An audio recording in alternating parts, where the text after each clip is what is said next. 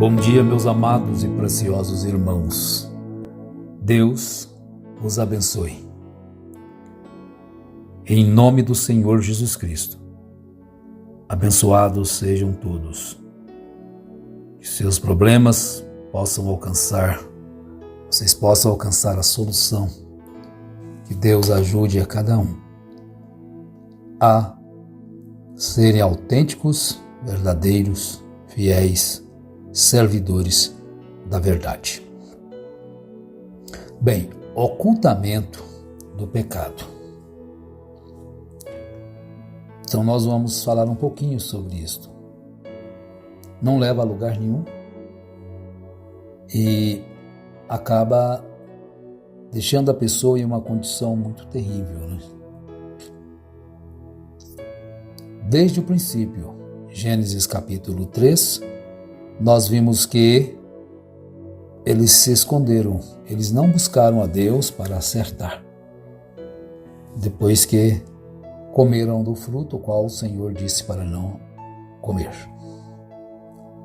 Mas eles tiveram que sofrer a penalidade,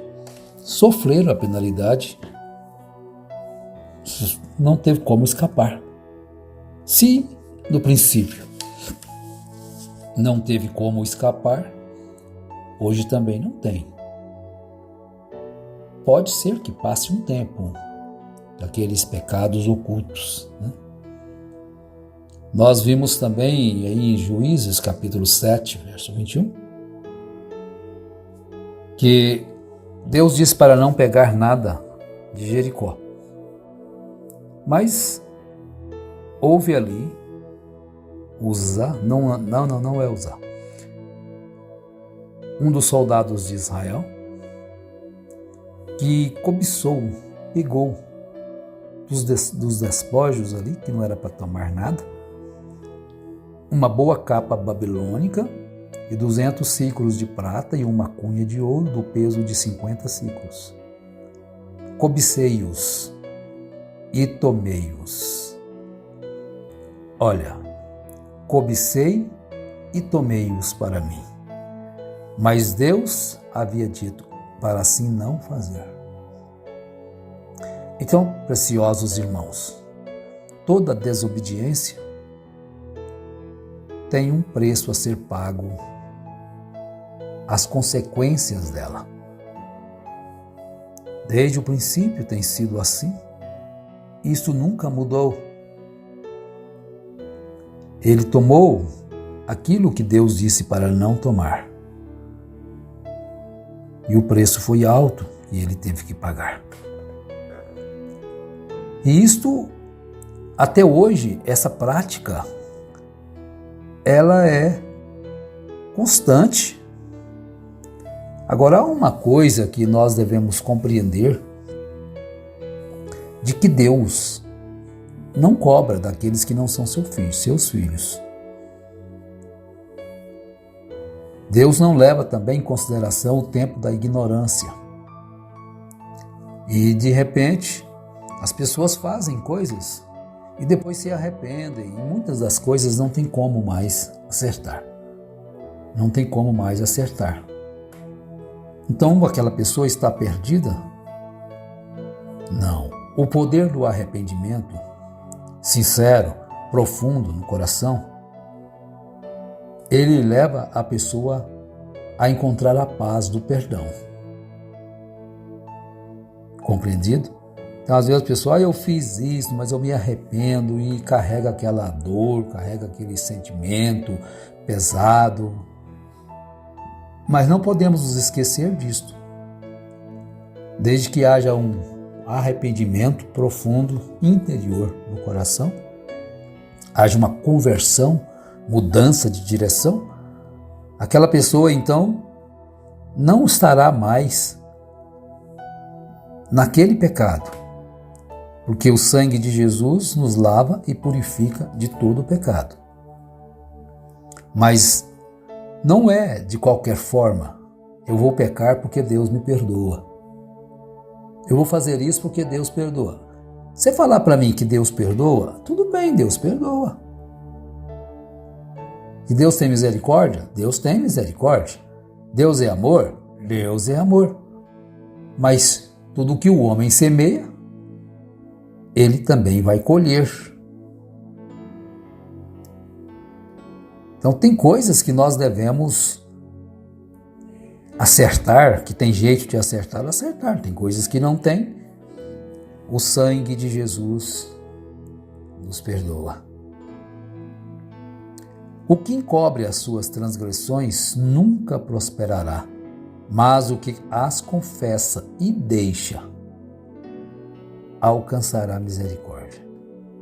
Agora, vejam bem, não é só confessar para enganar as pessoas. Ele confessou. Isso quer dizer, diante das pessoas, diante dos seus semelhantes, aquilo fica acertado, né?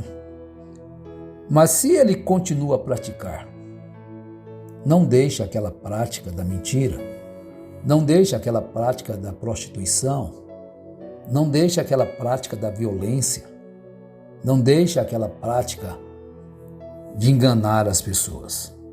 Então ele confessa hoje, confessa amanhã, confessa depois de amanhã e assim sucessivamente eu confessei.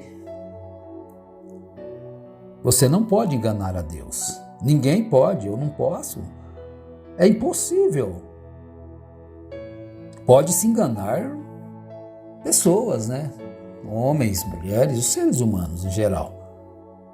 Mas o que as confessa e deixa alcançará misericórdia.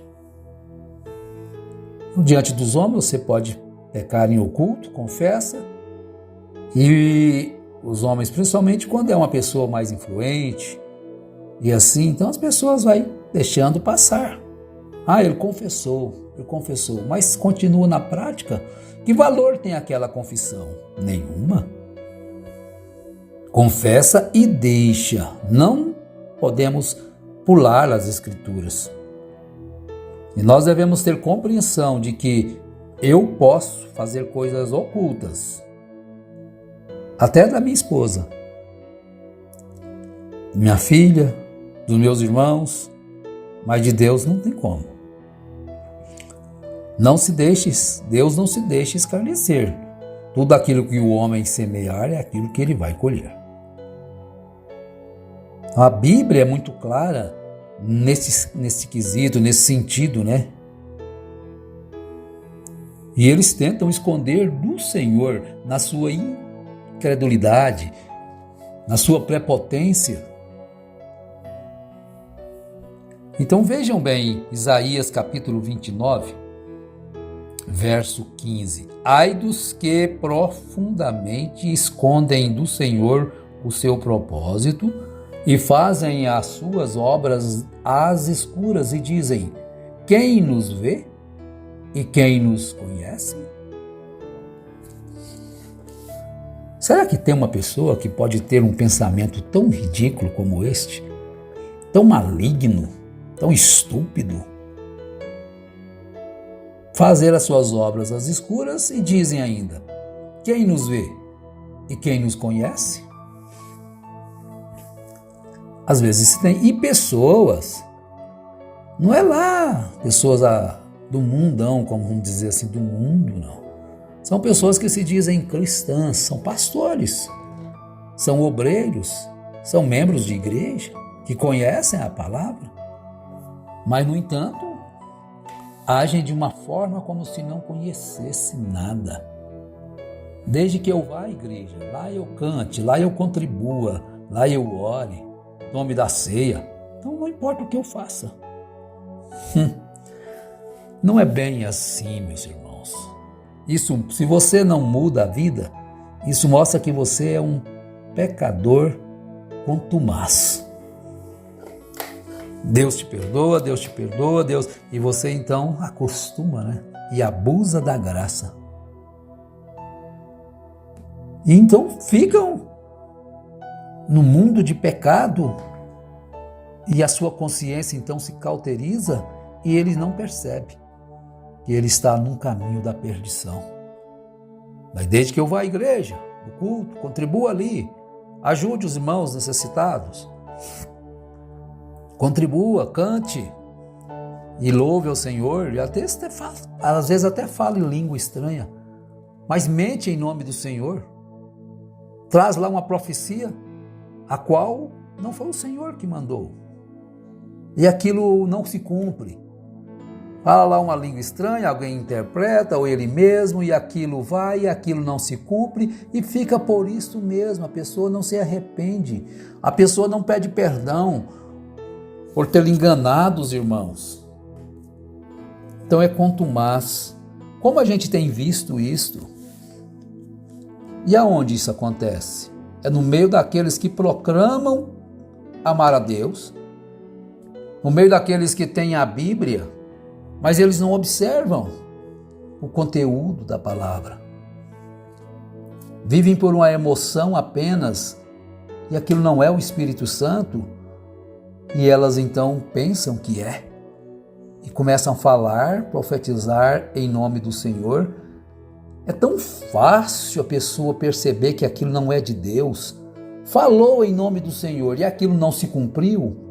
Gente, escute, falou em nome do Senhor e aquilo não se cumpriu, não tenha temor. Não tenha temor, aquilo não foi o Senhor quem falou. Aquilo foi simplesmente uma emoção interior naquelas pessoas. É um espírito de engano naquelas pessoas, enganando. E então as pessoas, falou em nome do Senhor, vai acontecer isso, e aquilo não acontece. A pessoa não vem e pede perdão. Viu como é simples você também compreender que não é o Senhor que falou? Quando uma pessoa traz uma profecia e aquilo não se cumpre, aquilo é errado. Agora vamos permanecer no erro? É estultice. Vamos permanecer no engano? É estultice. O homem vem, prega, ensina e ensina coisas erradas, anti-escriturísticas. Você não lê a Bíblia? Não, parece que não lê, né? Cadê aqueles que se dizem cristãos? Estão lendo a Bíblia? Se você estivesse lendo a Bíblia, você não precisa de uma revelação para saber que aquela pessoa é falsa, não. Se você observar as Escrituras, você não precisa de um anjo descer aqui e falar para você, esse homem é falso. Não tem necessidade, as Escrituras mostram, provam. E se você é enganado, é porque você quer ser enganado, porque Deus deixou tudo aqui para nós. Examinai as Escrituras. Jesus falou, vocês erram, vocês pecam em não consultar as Escrituras. Se você não consulta as Escrituras, você erra, você peca. E não vai dizer depois que você não sabia, porque a Bíblia está aí. Nada vai justificar. Mas ele orou e o morto ressuscitou. Mas ele orou e o cego abriu o olho.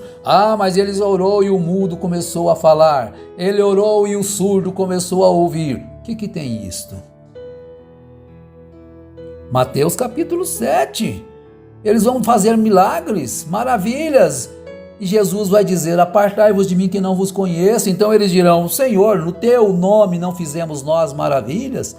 No teu nome não expulsamos demônios? No teu nome não curamos enfermos? Os dons e a vocação de Deus são dadas sem o arrependimento. Busca os dons e tem os dons para se engrandecerem, para se tornar um dom a alguém.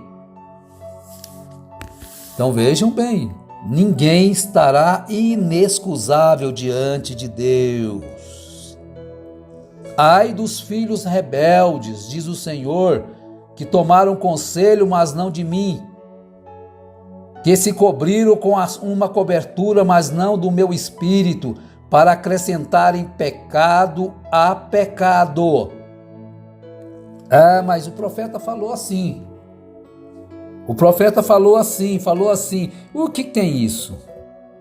Eu quero saber o que a Bíblia diz. O que a palavra do Senhor diz. Agora você não quer saber. Você se tornou um idólatra, um pecador contumaz. Não importa o que a Bíblia diz.